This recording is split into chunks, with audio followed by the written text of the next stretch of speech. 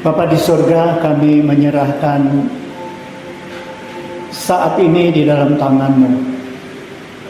Ketika hati kami terbuka untuk firman-Mu, ketika kami rindu sama-sama merenungkan kehendak-Mu di dalam firman-Mu kepada kami. Hadirlah Tuhan, cerahkanlah firman-Mu bagi kami, sehingga kami datang tidak sia-sia. Kami akan pulang dengan berkat firman-Mu. Terima kasih Tuhan. Kami serahkan waktu ini di dalam tangan-Mu. Di dalam Yesus Kristus kami berdoa. Amin. Shalom. Jemaat yang saya kasihi di dalam Yesus Kristus,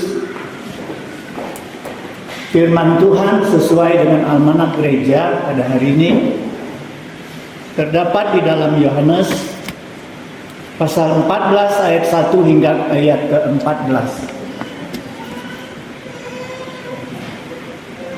Yohanes pasal 14 ayat 1 hingga ayat ke-14.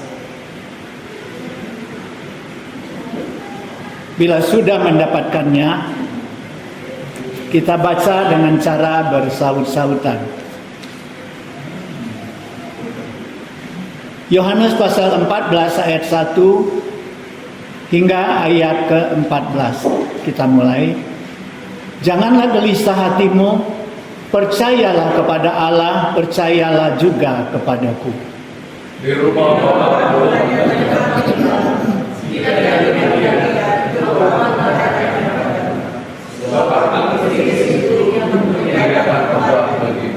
dan apabila aku telah pergi ke situ dan telah menyediakan tempat bagimu, aku akan datang kembali dan membawa kamu ke tempatku, supaya di tempat di mana aku berada, kamu pun berada.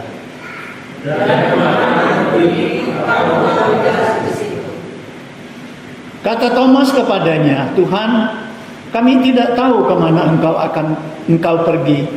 Jadi bagaimana kami tahu jalan ke situ?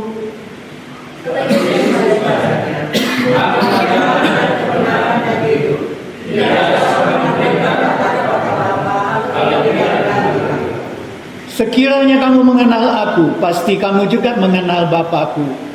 Sekarang ini kamu mengenal Dia dan kamu telah melihat Dia.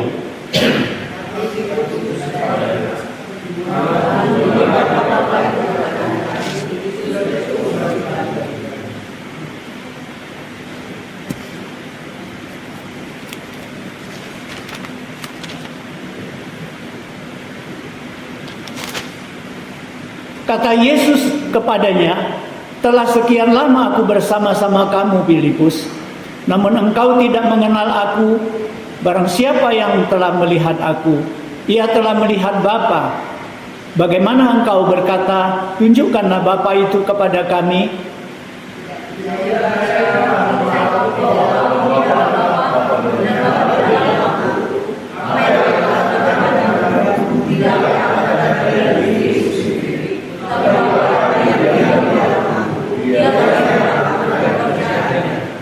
Percayalah kepadaku bahwa aku di dalam Bapa dan Bapa di dalam aku.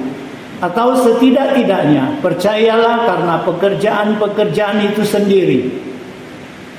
Aku berkata kepadamu, sesungguhnya barang siapa percaya kepadaku, ia akan melakukan juga pekerjaan-pekerjaan yang aku lakukan.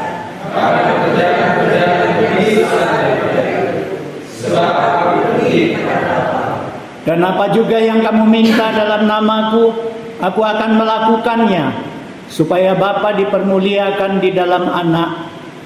Kita baca bersama yang 14. Jika kamu meminta sesuatu kepadaku dalam namaku, aku akan melakukannya. Jemaat yang saya kasihi di dalam Yesus Kristus, saya mengambil tema untuk perikop kita hari ini adalah jangan gelisah, percaya saja. Saudara sekalian, perikop kita hari ini diawali dengan kata janganlah gelisah hatimu. Perkataan ini adalah diucapkan oleh Yesus kepada murid-muridnya saat perjamuan terakhir. sebelum Yesus naik ke atas kayu salib. Nah, saudara sekalian, sebenarnya apa yang membuat hati murid-murid Yesus menjadi gelisah?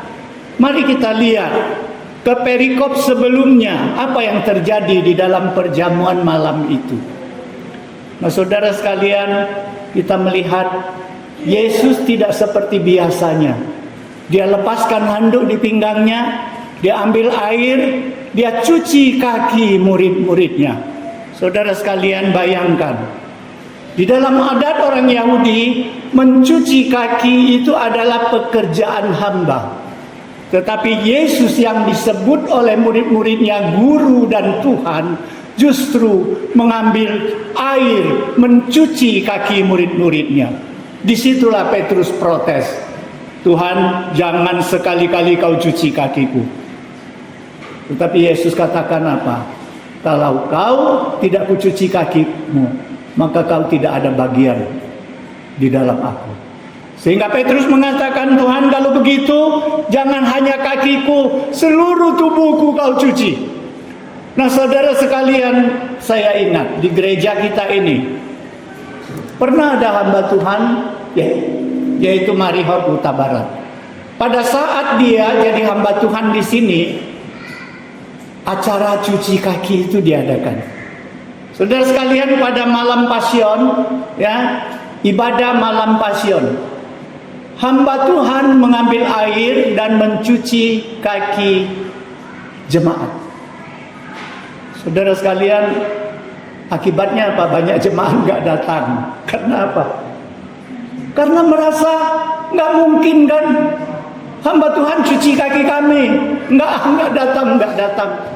Saudara sekalian, murid Yesus pada saat itu juga pasti punya perasaan seperti itu. Karena mereka tahu persis adat orang Yahudi, bahwa mencuci kaki itu pekerjaan seorang hamba. Bagaimana gurunya hari ini, malam ini, dalam perjamuan terakhirnya, dia merendahkan diri seperti seorang hamba. Inilah membuat hati mereka bertanya-tanya, merasa enggak enak. Saudara sekalian, kemudian Yesus membongkar rahasia daripada Yudas Iskariot.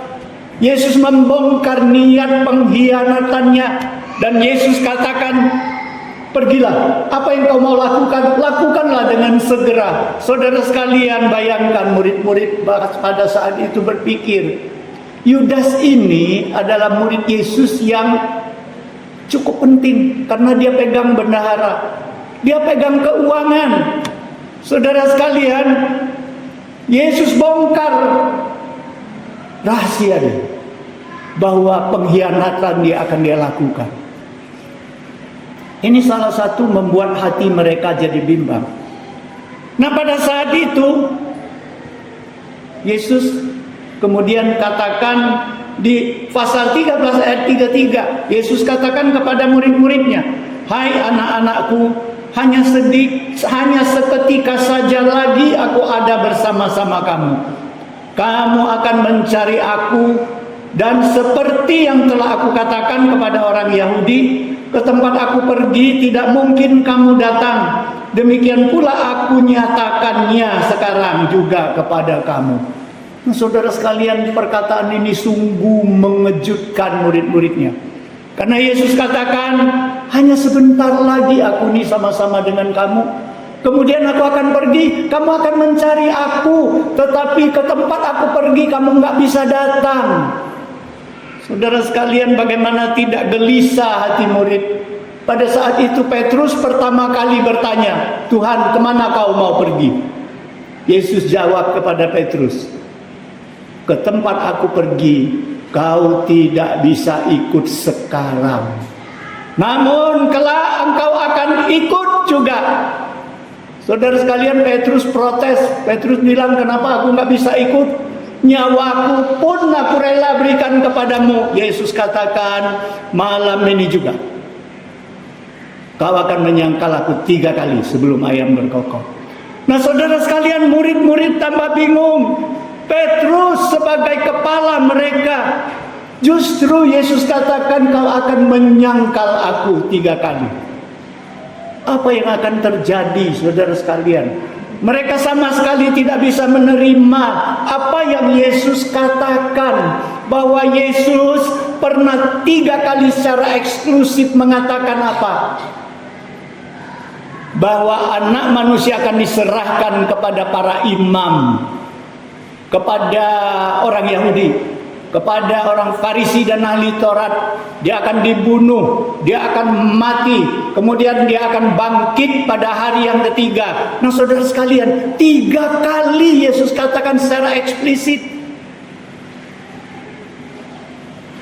Saudara sekalian, murid-murid nggak bisa terima bagaimana Yesus yang begitu superstar di mata mereka harus menjalani jalan seperti ini. Inilah yang membuat mereka khawatir. Andai kata ini terjadi, mereka itu mau diapain? Mereka mau bagaimana? Saudara sekalian, Yesus melihat kekhawatiran itu. Yesus tahu, dan Yesus tidak ingin kegelisahan hati murid itu berlarut-larut. Oleh sebab itu Yesus katakan kepada mereka, percayalah kepada Allah, percayalah juga kepadaku. Di sini Yesus mau katakan kepada murid-muridnya, kalian gelisah karena kalian tidak percaya kepada Allah dan kepada aku. Saudara sekalian, apa sangkutnya dengan apa sangkut pautnya Yesus dengan Allah Bapa? Yang mengatakan perkataan-perkataan yang membimbangkan murid-murid, menggelisahkan hati murid itu adalah Yesus, bukan Allah Bapa. Tetapi kenapa Yesus sangkutkan nama Allah Bapa? Yesus katakan, percayalah kepada Allah dan percayalah juga kepadaku. Saudara sekalian, Yesus ingin menyatakan kepada murid-muridnya bahwa dia dengan Bapaknya adalah satu paket yang tidak bisa dipisah-pisahkan. Apa yang Allah Bapa rencanakan, itu juga yang direncanakan oleh Yesus. Apa yang Yesus katakan, itu juga yang dikatakan oleh Allah Bapa yang tinggal di dalam Dia. Makanya di ayat berikutnya kalau kita baca, Yesus berulang-ulang mengatakan kepada murid-muridnya bahwa aku di dalam Bapa dan Bapa di dalam aku. Saudara sekalian, jadi di sini Yesus mau katakan apa? Kita tidak bisa merubah situasi dan kondisi yang membuat kita khawatir dan gelisah. Nggak bisa. Tapi kita bisa merubah sikap hati kita. Bagaimana menghadapi situasi dan kondisi itu. Perubahan apa yang harus kita lakukan? Percaya kepada Allah Bapa, percaya kepada Yesus Kristus sebagai umat Tuhan hari ini. Kehidupan kita tidak menjamin tenang selamanya.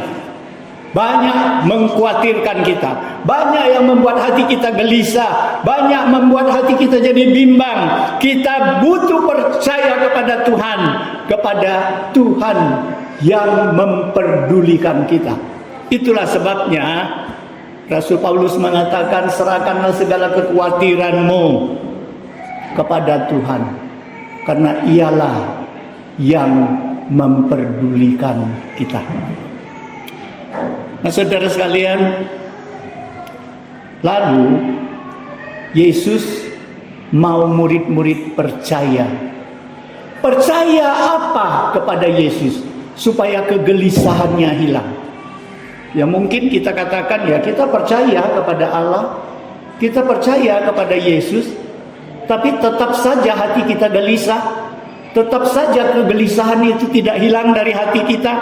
Makanya Yesus pada hari ini, pada saat itu, Yesus katakan kepada murid-muridnya, kamu harus percaya. Percaya apa? Percaya yang pertama, aku pergi. Kamu khawatir kan? Kamu gelisah kan? Aku pergi kemana? Kamu tanya. Jangan khawatir, kamu percaya. Aku pergi menyediakan tempat bagimu. Yesus mau menenangkan hati muridnya bahwa aku pergi adalah menyediakan tempat bagimu. Dan aku pergi tidak selamanya, dan aku akan kembali.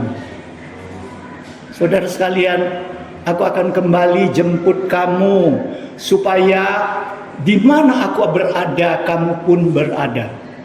Nah, saudara sekalian, di sini Yesus mau katakan kepada murid-muridnya bahwa tempat tinggal abadimu bukan di dunia ini. Di sorga baru itu tempat abadi, tempat tinggal abadi. Itulah seperti apa yang Paulus katakan, saat kemah kita di dunia ini rusak, roboh, maka kita akan tinggal di kemah yang abadi. Saudara sekalian, Yesus menenangkan hati murid-muridnya. Yang pertama, kamu percaya bahwa aku pergi menyediakan tempat bagimu, dan tempat itu adalah tempat tinggalmu yang abadi. Di situ ada sukacita yang besar. Nah, saudara sekalian, sudahkah kita percaya bahwa kita ada tempat yang abadi disediakan oleh Tuhan? Sudahkah kita percaya bahwa Tuhan menyediakan tempat di sorga untuk semua orang yang percaya kepadanya? Thomas langsung bertanya, Tuhan, sebenarnya Thomas mau kata demikian ya, Tuhan, kami ini mau pergi ke tempat di mana kau pergi, tapi tunjukkan jalannya. Ya? Yesus bilang, tempat aku pergi kamu tahu. Thomas bilang, kami nggak tahu justru. Ya, kami justru nggak tahu kau pergi kemana. Katamu pergi ke tempat Bapamu, sediakan tempat.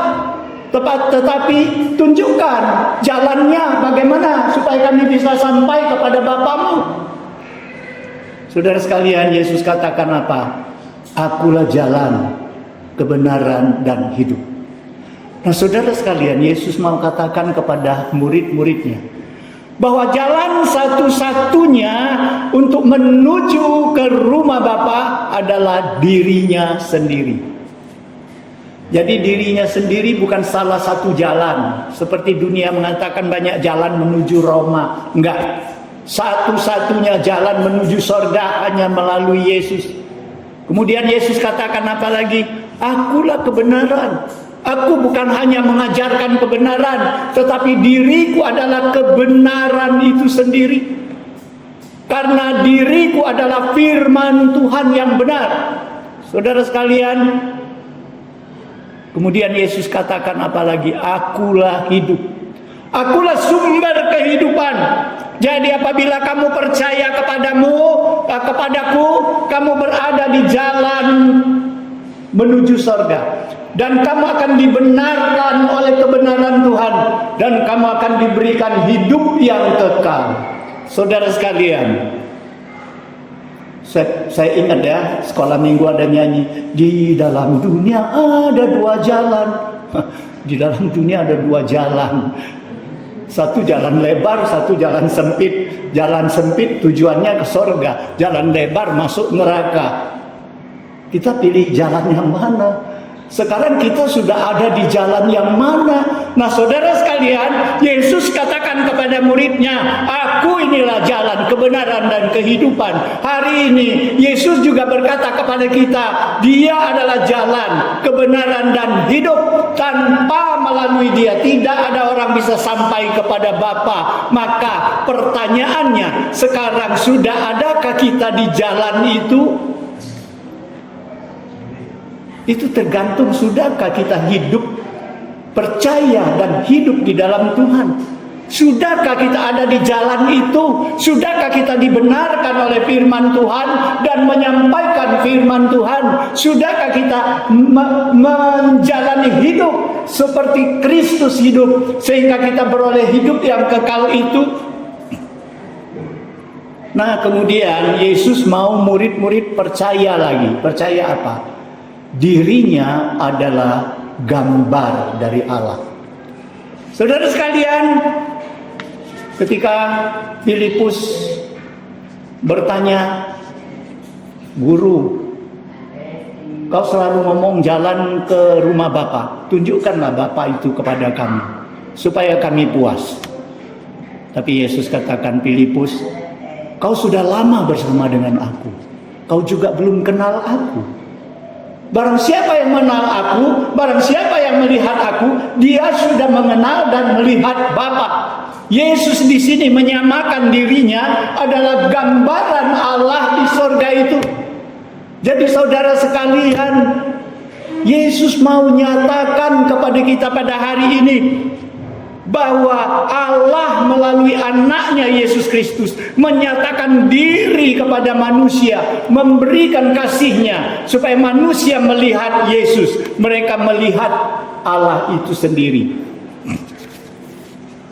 Lalu saya berpikir begini, bukankah ketika manusia diciptakan oleh Allah pertama kali, Adam dan Hawa, di situ dikatakan, maka Allah menciptakan manusia sesuai dengan gambar dan rupanya.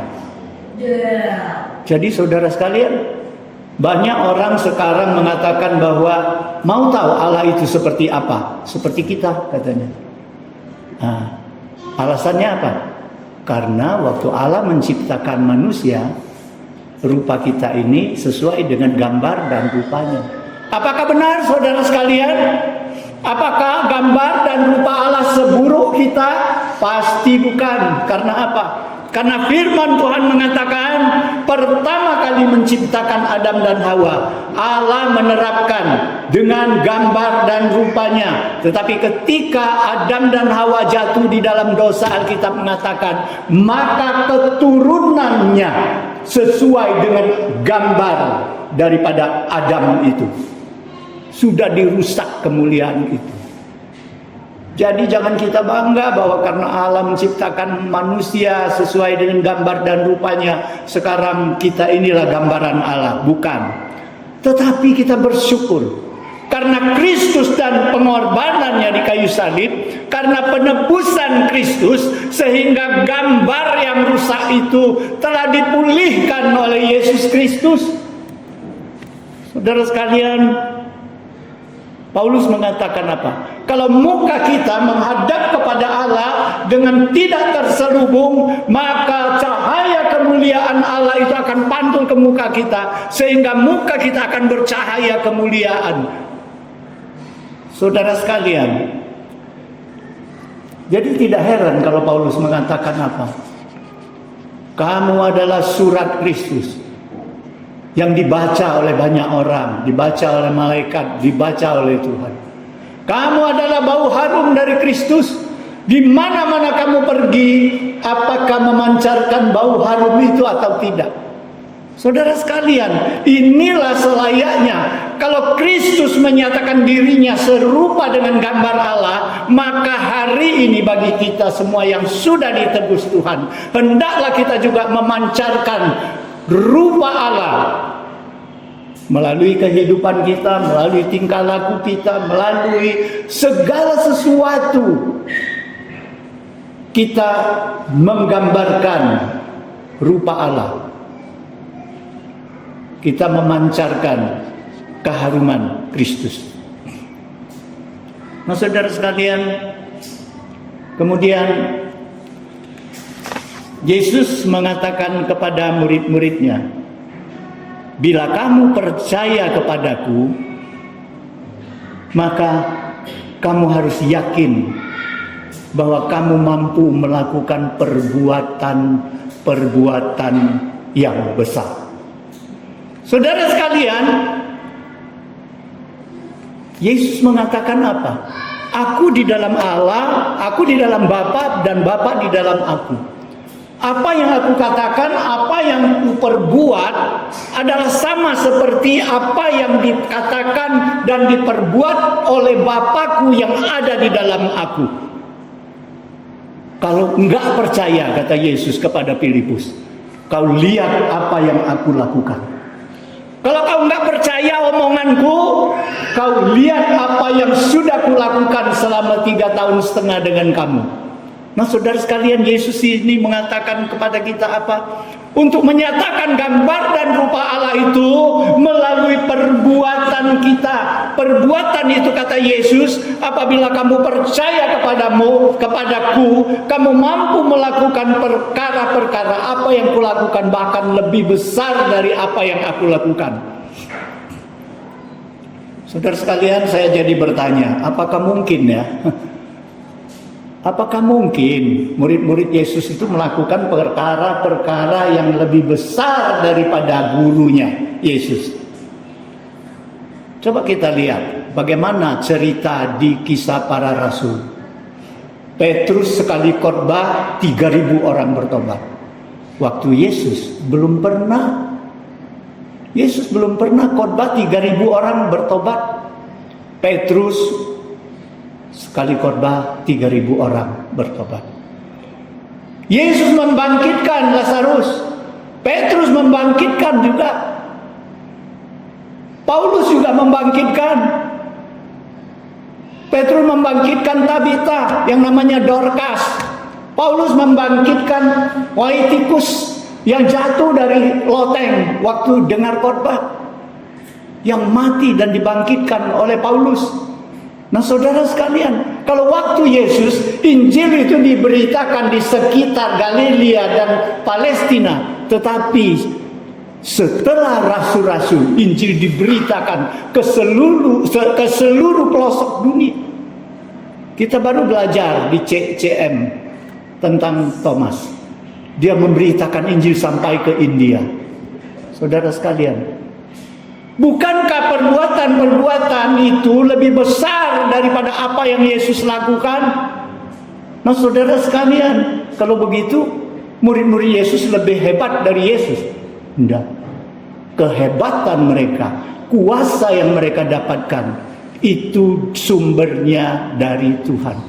Itulah sumbernya daripada Roh Kudus yang sudah diturunkan oleh Yesus sesuai dengan janjinya, bahwa aku pergi adalah baik untukmu. Kalau aku pergi, aku akan turunkan Roh Kudus kepadamu. Dia akan menolongmu, memberi kekuatanmu, memberi kekuasa kepadamu. Saudara sekalian, jadi hari ini, apakah kita juga dapat melakukan perbuatan-perbuatan yang besar? Perbuatan-perbuatan besar itu apa? Saudara sekalian, mungkin kita katakan, tidak mungkin lah kita seperti rasul-rasul ya. Tidak mungkin. Tapi kita lihat apa yang Yesus katakan. Satu orang bertobat, surga bersukacita. Lebih daripada 99 orang yang benar, yang tidak perlu bertobat. Saudara sekalian, bukankah ini perkara yang besar? Kalau kita menyelamatkan satu jiwa kepada Tuhan, maka surga akan bersukacita. Dan itu lebih besar daripada 99 orang yang tidak perlu bertobat. Jadi saudara sekalian, Tuhan hanya memberikan tugas kepada kita untuk yang kecil mulai. Sudah berapa tahun kita jadi umat Tuhan? Kita sudah kenal Yesus. Sudah berapa orang yang kita jaring kepada Tuhan sehingga mereka bertobat?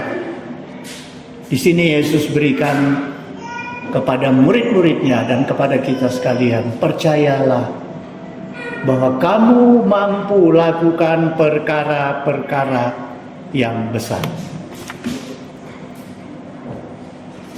Saudara sekalian, kita lihat ya.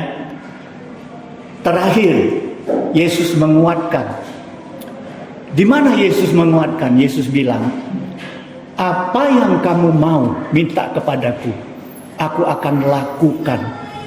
Saudara sekalian, ketika mau jelaskan ini saya bingung juga ya. Hebat ya. Apa yang kamu minta, aku akan lakukan. Wah, Yesus ini ya, kita jadi pesuruh Yesus kalau begitu.